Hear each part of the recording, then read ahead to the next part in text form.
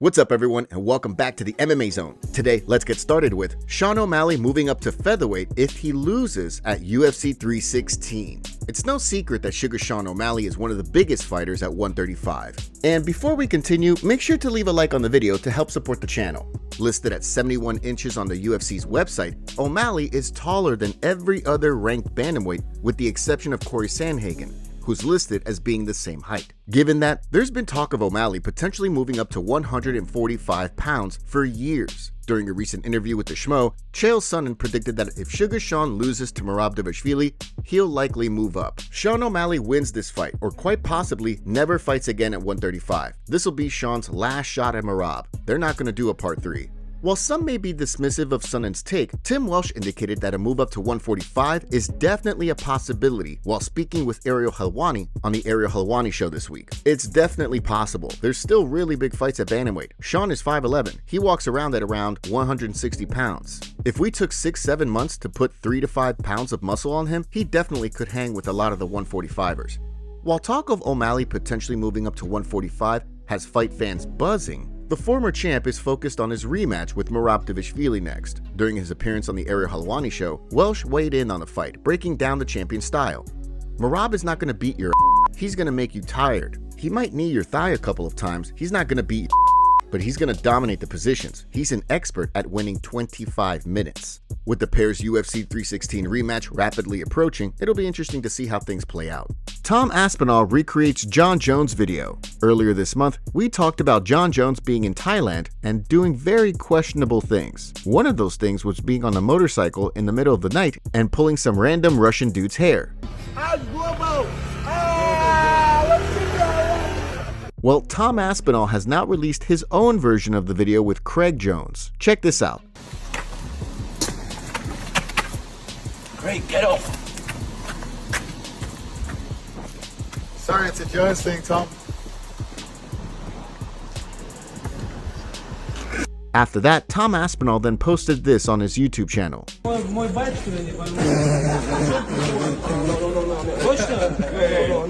You want problem with this guy?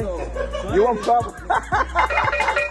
Robert Whittaker confused on UFC not stripping Jon Jones. Another day has come and gone, and we're no closer to finding out what the UFC plans to do with the heavyweight division. With each passing day, more and more members of the MMA community are becoming increasingly confused and frustrated with the UFC. During a recent episode of the MMA Arcade podcast, Robert Whittaker revealed that, as a former champion, he has no idea how the UFC has not stripped Jon Jones yet. Honestly, who cares now? Yeah, true. Like, I'm done. I'm done with waiting. It's like, yeah, it's like Elder Scrolls 6, dude. It's just like, you know what I mean? Just, you gotta have to play something else, man. Yeah, yeah. Like, I'm done. And honestly, everyone nagging him and poking at him and trying to get clips and stuff is worse for me. Like, they're like, yeah, it's way worse for me. It's just, I'm done with that too. I'm just done. I get it. I don't know how Jones still holds the title, honestly. Like, I know I mentioned when we first started speaking about this many moons ago, how I was like, no one's stripping Jones. You can't do that to him. But mate, come on, you're taking the piss now.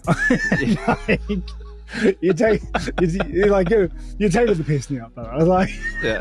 As Ariel Helwani pointed out while discussing the petition that's been going around to strip Jon Jones, the heavyweight champ may not be the one at fault. The petition to strip Jon Jones is now at 115,000 signatures. That's a crazy number. I will say, if Jon told the UFC that he's not interested, that's totally fine. It's no longer on him. Strip him. Can we just move on? No one is benefiting from this. Additionally, we'd like to issue a clarification from yesterday's video. We included what we thought was the big special announcement that Tom Aspinall had been teasing on social media, reporting that he was releasing a pre-workout. As it turns out, the actual announcement was a new clothing partnership with Champion, which Aspinall released a promo video for on Wednesday morning. Hopefully, the UFC gives fans an update on this fight sooner rather than later. Mirko not happy with JAXXON podcast host. Since hanging up the gloves and riding off into the metaphorical sunset, Rampage Jackson has been a co-host on the JAXXON podcast alongside Bear DeGidio. According to the one and only Mirko Crow Cop, Bear contacted him in the hopes of trying to get him to fly out to LA to be a guest on the podcast so that he and Rampage could reminisce on their Pride FC days. During a recent episode of the show, where Henry Cejudo made a guest appearance, Rampage said that Crow Cop blocked DeGidio, with the host then explaining that he DM'd Crow Cop, offering to buy him a plane ticket to the United States so that he could be a guest on the podcast. Once the clip went viral, the 2006 Pride Openweight Grand Prix winner took to social media to share his side of the story. In a lengthy post, he explained that he would love to sit down and do a podcast with Rampage, but he has no interest in flying to LA just to do the show.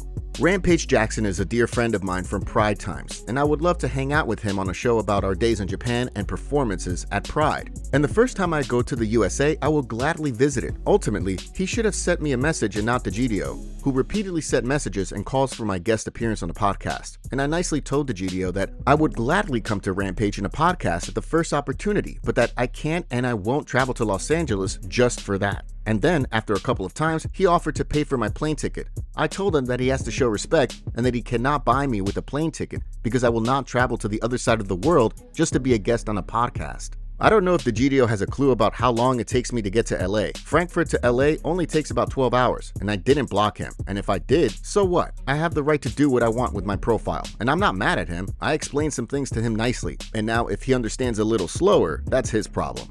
On top of the long flight, Crow Cop also notably cited jet lag as a major reason why he didn't want to fly all the way to LA just for a podcast appearance. While fight fans may be eager to hear him and Rampage reminisce on the good old days, there's no telling when Crow Cop will come to the United States. Tony Ferguson reacts to Islam Makhachev moving up to welterweight. While Tony Ferguson certainly has not forgotten about his rivalry with Khabib Nurmagomedov and the fight that could have been, El Cucuy was pretty complimentary of Islam Makhachev this week while speaking with Helen Yee. While many members of the MMA community are not sold on the pound-for-pound king's decision to move up to 170 when Ilia Topuria is entering the division, Ferguson seemed to understand why Makhachev is moving up. Makhachev defended 4 times at 155. That's much more than Khabib, and he made weight. I think that's a smart move. When you go up, you're going to try to build a legacy. You're going to do certain things like that. I think Makhachev is a better grappler than Khabib, honestly. I think Islam's not going to do so bad at 170. As the former interim champ also revealed, although the UFC's plan to have him coach against Khabib Nurmagomedov on The Ultimate Fighter fell through, he's still open to the idea. Khabib and I were supposed to coach against each other in The Ultimate Fighter, but that was around the time when he didn't corner his cousin in that fight, so he had some pretty big stuff going on. I would definitely take the opportunity to coach against him. He's a knucklehead, and he's still fat. He wears that hat. I'd love to clean the mats with it. I think it'd be an interesting draw. While Ferguson's days at the top of the sport have come and gone, the fan favorite revealed in an interview with the Schmo that if he could go back in time, he'd rather run things back with Justin Gaethje than fight Khabib Nurmagomedov or Conor McGregor, just so that he could see how things would have turned out if he had won their UFC 249 fight, which snapped his 12-fight win streak. If I could go back and fight another time, it would be Justin Gaethje, and I would actually give a and fight that one. And I wouldn't go toe-to-toe. I would fight my fight the way it was supposed to and change the future and see how it would go from that point. After the GFL failed to get off the ground, there's no telling what's next for El Cucuy. UFC Fight updates. While the upcoming Fight Night card at the Apex is right around the corner, we got a last-minute change to Saturday's card. Originally, Bolaji Oki was set to fight Markel Medeiros on the card. However, after Medeiros' withdrawal, Oki will now collide with Michael Aswell, who joins the UFC after picking up a win under the Fury FC banner in December, just months after a split decision loss on Dana White's Contender Series. Now, let's shift gears and take a look at 2 new additions to the UFC 318 card in New Orleans, which is going to host the Dustin Poirier farewell fight. According to UFC Brazil, Ikram Aliskerov will collide with Bruno Ferreira, and Amanda Ribas will collide with Tabitha Ricci on the card. In the Aliskerov-Ferreira fight, Aliskerov will look to build on a victory over Andre Muniz back in April, which got him back in the win column after a first-round loss to Robert Whittaker last year.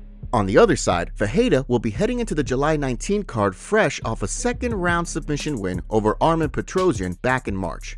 In the case of the Ribas-Ricci fight, Baby Shark Tabitha Ricci will be looking to bounce back from a loss to Yang Xiaonan back in November. While on the flip side, Ribas will be looking to get back in the win column after back-to-back losses to Rose Namajunas and Mackenzie Dern. UFC reveals huge news for new fighters. This week, the UFC and Topps, one of the premier trading card brands, announced that new fighters will be wearing special patches on the right sleeve of their walkout jersey commemorating their promotional debut. After the fight, the patches will be put into a one-of-one trading card and signed by the fighter before being put into Topps trading card packs. Topps announced the news via Instagram, writing, "Just in, debut patches are coming to UFC. These patches will go into one-of-one signed trading cards and then be inserted into random lucky packs. Whose one-of-one debut patch card will you be chasing?" The patches will be on the walkout kits of both Michael Aswell and Andreas Gustafsson when they make their respective debuts on this weekend's Fight Night card at the Apex. The MMA community was quick to weigh in on the situation, with one fan writing, "UFC's Topps debut patch program is a cool concept, but it's dropping a decade too late. Imagine having one-of-one debut patches for stars like Jones, McGregor, Rousey, Nunes, Silva, GSP, Habib, or Adesanya. Cards that could have become grails in the hobby. UFC missed the peak window when those debuts built the brand and would have driven massive demand." Another replied, "So they can wear this to make y'all money, but can't wear a sponsor to make themselves money. Go figure." Plenty of other fans agreed, with one fan adding, "Promotions continue to find ways to make more and more profit. Fighters continue to have less and less comparative earning potential, and on we go." From the sounds of things, the idea was inspired by the WWE. WWE just rolled these out at WrestleMania 41 too. Not everyone thinks that's a good thing, however. WWE and UFC are the same thing now. It's disgusting.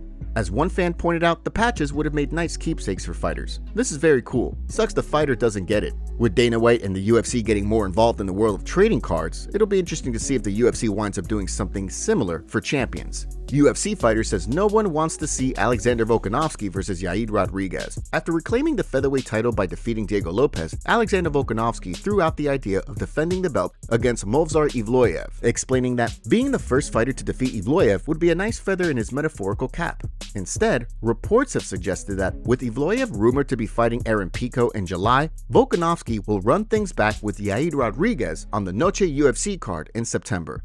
Considering Rodriguez is just 1-2 in his last 3 fights, with one of those losses coming at the hands of Volkanovski himself in 2023, not everyone is sold on the bout. During the latest episode of his MMA Arcade show, Robert Whittaker weighed in. Mate, no one wants to see this fight. No one. Yes. no one was sitting at home thinking, "Hey, you know what fight I want to run back? Volk and Yair." Okay? Not yet anyway, because Volk did some good, honest work in that first fight, okay? Mm-hmm. And I thought Yair had a lot to work on from that fight. I think a lot of it was mental. That's how I walked away from that fight. I thought that fight was very one-sided. Now, there was a storyline that whole fight week with him and Diego. Yes. Okay? I wanted that fight to happen. Tell me that fight couldn't have headlined UFC Mexico. As Matt Brown explained on the most recent episode of The Fighter vs. the Writer, the UFC is in the entertainment industry, and that's why Evloev is getting passed up. Unfortunately for a guy like Movsar, you have to be a real fan to even know who he is, much less that he's on a streak and that he could threaten a champion. It's absolutely an entertainment industry. That is what they are selling, is the entertainment. They're not selling the sport. If you can step back and look at it like that, then you can kind of recognize the reality of the situation. That's why Movsar isn't getting a title shot. He should know that. He's in an entertainment industry. Considering Evloev is undefeated with each new win, his case for a crack at the title is becoming more and more undeniable.